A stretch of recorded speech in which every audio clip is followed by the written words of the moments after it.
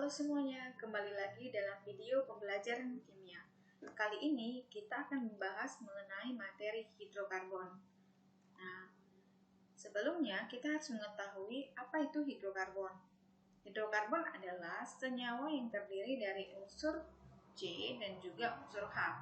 C itu disebut dengan karbon dan H itu disebut dengan hidrogen. Nah, hidrokarbon dapat kita temui dalam kehidupan kita sehari-hari. Contohnya terdapat pada minyak.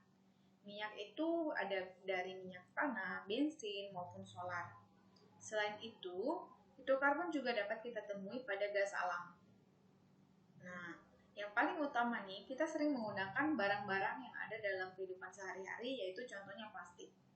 Ya, barang-barang yang terbuat dari plastik ini juga merupakan senyawa hidrokarbon. Oke. Dalam hidrokarbon kali ini kita akan membahas mengenai ada atau tidaknya ikatan rangkap. Nah, dalam senyawa karbon terdapat dua ikatan. Yang pertama itu adalah ikatan tunggal dan yang kedua adalah ikatan rangkap. Untuk ikatan tunggal dikatakan sebagai alkana, sedangkan pada ikatan rangkap dibedakan lagi menjadi dua, yaitu alkena sebagai rangkap 2 dan alkena sebagai rangkap 3. Dalam video kali ini, kita akan membahas khusus mengenai alkana. Ya, alkana adalah suatu senyawa karbon yang merupakan ikatan rangkap satu. Biasanya ditulis dengan satu garis.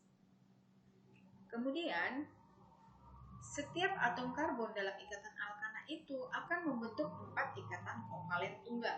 Seperti kita ketahui, atom C adalah ikatan kovalen ya. Maksudnya adalah senyawa yang dapat berikatan dengan membentuk ikatan kovalen.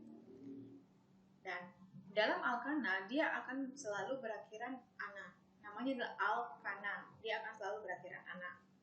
Secara umum rumusnya adalah CnH2n ditambah 2. Dalam senyawa alkana terdapat deret homolog. Nah, dalam deret homolog ini ditentukan berdasarkan jumlah atom C-nya.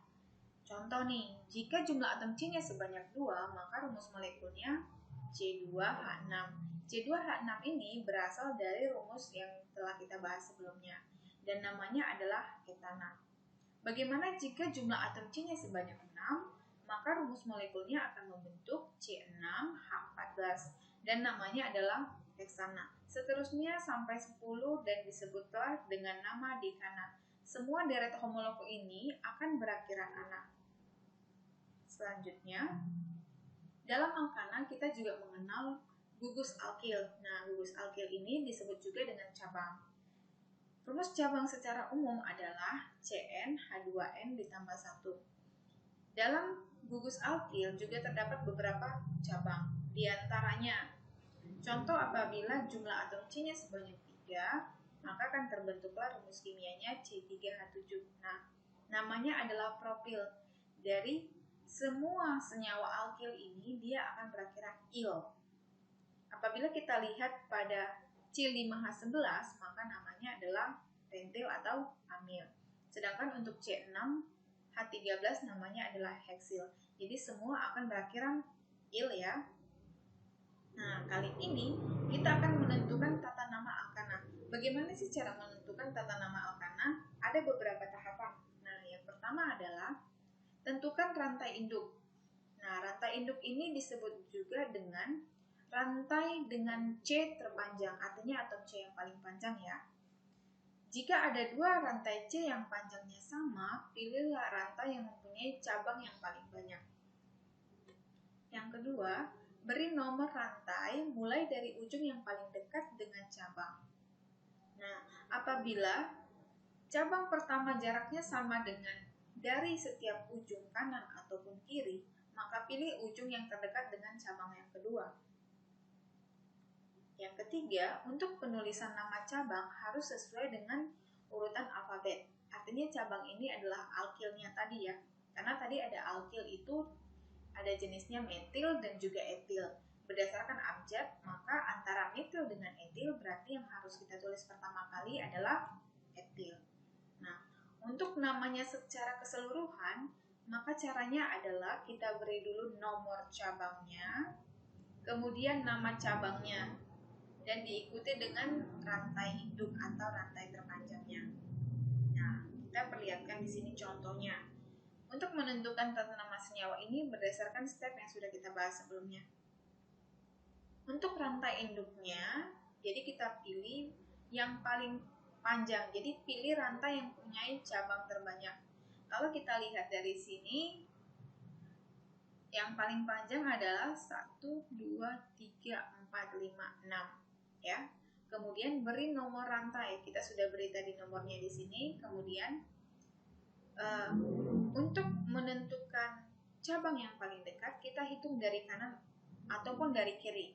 Apabila kita hitung dari sebelah kiri, maka cabang paling dekat itu pada atom C ketiga. Sedangkan kalau dari kanan, cabangnya akan terbentuk pada nomor 4. Ya, selanjutnya kita akan menuliskan namanya di sini. Jadi tadi penulisannya dimulai dari nomor cabang. Nomor cabang di sini terdapat pada nomor 3. Jadi kita tulis 3 dulu. Kemudian nama cabang atau gugus alkil di sini adalah metil ya. Dan kemudian rantai induknya adalah ini 6. Berarti kalau dia 6 namanya adalah heksana. Jadi namanya akan membentuk 3 metil heksana. Oke.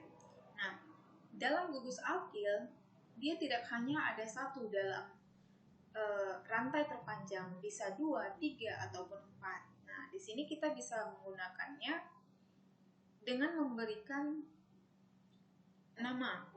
Nah, artinya jika nanti cabangnya lebih dari 2, contohnya 3, maka diberi tri. Untuk 4 disebut dengan tetra, sampai jika cabangnya terdapat 9, maka disebut dengan nona. Nah, kita lihat contohnya di sini ya, supaya lebih paham. Oke, perhatikan contoh di sini. Kita melihat di sini tadi, untuk menentukan namanya, kita lihat rantai terpanjang. Nah, kalau kita lihat dari sini, rantai terpanjangnya adalah 6. Nah, tadi apabila untuk menentukan alkilnya itu atau cabangnya di penomoran dilihat dari cabang yang paling dekat. Nah, karena dari kanan dan kiri cabang yang paling dekat itu sama. Nah, caranya yang kedua itu tadi adalah melihat cabang yang kedua paling dekat. Nah, berdasarkan step tadi yang sudah kita pelajari, maka penomoran dimulai dari kanan. 1, 2, 3, 4, 5, 6. Karena cabang terdekat di sini ada pada yang sebelah kanan. Sedangkan pada sebelah kiri di sini tidak ada cabang. Sehingga penomoran dimulai dari kanan. 1, 2, 3, 4, 5, 6. Ini disebut dengan rantai induk. Ya. Sedangkan CH3 di nomor atom C kedua, ketiga, dan kelima disebut dengan cabang. Oke. Nah, kita lihat di sini cabangnya itu ada sebanyak 3. Tadi dikatakan apabila cabangnya lebih dari 2, nah kebetulan kita melihat di sini ada 3 cabang, maka disebut dengan tri. Jadi penamaannya tadi dimulai dari penomorannya dulu ya. Nomor dari cabang berarti 2,3,5. Karena dia ada 3 menjadi tri. Ini adalah metil, maka namanya 2,3,5 trimetil, dan atom terpanjangnya adalah 6, maka akan membentuk 2,3,5 trimetil heksana. Gampang kan? Nah, selanjutnya nih. Untuk penamaan yang pertama, namanya adalah ya. Kita lihat cabang yang paling dekat itu dari sebelah kanan. 1, 2, 3, 4, 5. Sekarang untuk menentukan namanya, kita tulis dulu nomor dari cabang. Nomor dari cabang itu adalah 2, dan cabangnya adalah metil, dan rantai terpanjangnya adalah 5. Maka namanya adalah 2-metil pentana. Nah, yang terakhir nih. Kalau kita lihat yang terakhir, maka penomoran dimulai dari kanan atau dari kiri? Ya, dimulai dari sebelah kiri.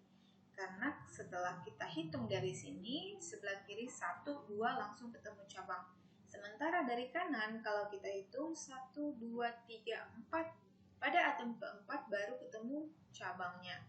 Cabang di sini yaitu ada etil dan juga ada metil. Nah, ingat ya, tadi untuk pemberian nama cabang harus disesuaikan dengan abjad antara metil dengan etil berarti kita harus tulis dulu yang namanya etil, sehingga namanya adalah 5 etil 2 metil oktana. Kenapa dia 5 etil?